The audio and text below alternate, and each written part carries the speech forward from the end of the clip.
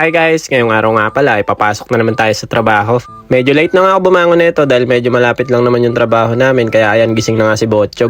Gustong gusto nyo nga yung laruan na yan, nabili nga lang pala namin yan dun sa may Bukop sa may second hand shop. Bale ito tinupino nga rin pala ni Mami Cherry yung mga kumot na pinagagamit namin yan dahil nga yung mga bata ay babangon na rin dahil may pasok sa eskwelahan. Pagkatapos ko nga magkape yan, nagpaalam na kay Mami Cherry at saka kay Ate Sauri dahil nga papasok na rin siya sa school.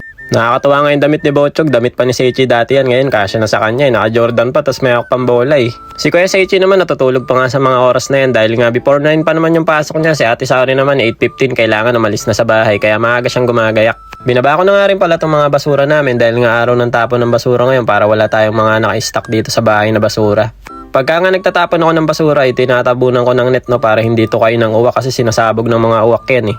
Bale, ito na nga dito nga pala ako pumunta sa may Nipa Station. Sa kabilang station, hindi dun sa may Tsunashima. Dito kasi malapit yung trabaho namin sa may Gumioji. Mula Nipa Station, isang sakay lang ako ng train pero medyo mahaba-haba din yung biyahe. Napaka-familiar nga sa akin ng station na to dahil nga dati guys ay nung na-combine si Ate Sauri, malapit dito yung ospital niya. Bumili nga pala ako sa may 7-Eleven ng kape. Yung malamig na kape na nga pala yung binili ko dahil medyo mainit na yung panahon dito. At eto nakarating na nga ako sa may trabaho. Dito ko na lang sa labas ng gate nilagay yung bag ko kasi wala kaming lagay ng mga gamit dito eh. Okay naman kasi dito guys, bihira naman kasi mga nakawan dito kaya hindi naman ako masyadong kinakabahan. Nakabihis na nga pala ako nito at nagre-ready na ako niyan dahil nga pasimula na rin yung trabaho namin.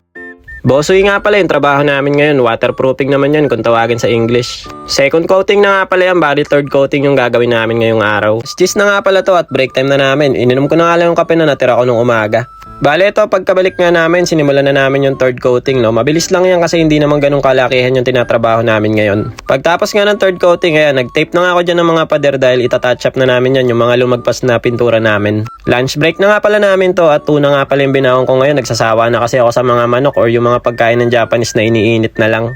Tapos kumain at magpahinga, ito, back to work na naman tayo. Ito nga pala yung mansion na ginagawa namin. Pagtapos namin mag-touch up, ito yung last na ginawa ko yung mga drain, pininturahan ko ng kulay team at ayan na yung pinaka-finishing niya guys. Ito naman yung mga hagdanan na yan, pantay na yung kulay niya dahil na-touch up na namin yan. Alas 5 na nga pala to at uwian na namin at naglakad na naman tayo papunta sa may station.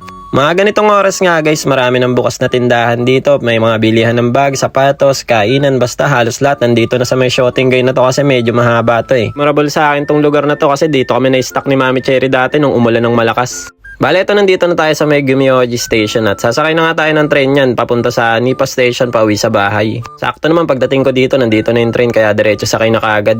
Pagkababa ko naman ito, bumili lang ako ng pasalubong kay Sauri at Seichi tsaka kay Botchog, binilang ko na rin si Mami Cherry. Bale, ito nandito na tayo sa bahay, nakatapos na naman tayo ng isang araw. Alas 6 nga ako nakauwi niya kasi malapit lang naman yung trabaho namin. Pagbukas ko naman ng pinto, si Mami Cherry nagpiprito na nga ng isda ng ulamin namin. Si Botchog naman nandito sa lapag, kala ko nga nagsiswimming eh. Inabot ko na nga rin pala kay Ate Sauri yung pasalubong ko tsaka kay Kuya Seichi. Nakakatawa nga si Botchog guys kasi naghihintay na rin niya ng pasalubong niya eh. Kaya lang hindi ko rin naman siya araw-araw binibila ng pasalubong kasi minsan hindi naman niya kinakain. Parang wafer nga lang pala tong binili ko kay Botchog kaya huwag kayo mag-alala guys, hindi yan pure chocolate. Kakatapos nga lang din palang paliguan ni Mami Cherry yung mga bata na yan kaya medyo basa-basa pa yung mga buhok nila. Ito nga pala yung iniwi ko kay Mami Cherry. Skuni nga pala yung tawag dito. Lasa siyang kikiam sa atin sa Pilipinas pero bilog-bilog yung hugis niya. Ito nga pala yung hapunan natin guys. Nung nakaraan nga pala nagluto ako ng minudong manok tapos meron kaming pritong isda dito. Tapos ito na nga nagpahinga lang ako ng konti. Nagugas ako ng kamay, naghilamos tapos diretso kain na din bago maligo. Si Botchog nga nakikifood trip sa akin yan guys pero ang kinakain lang niya yung kanin na plain. Si Sauri at si Seichi naman nagmerienda raw ng tinapay sabi ni Mami Cherry kaya mga busog pa. Napakahirap nga hawakan ni Botchog guys habang kumakain kasi napakalikot ng bata na yan. Bababa tapos akit ulit, bababa tapos akit ulit, paulit-ulit. So paano guys, hanggang dito na lang muna.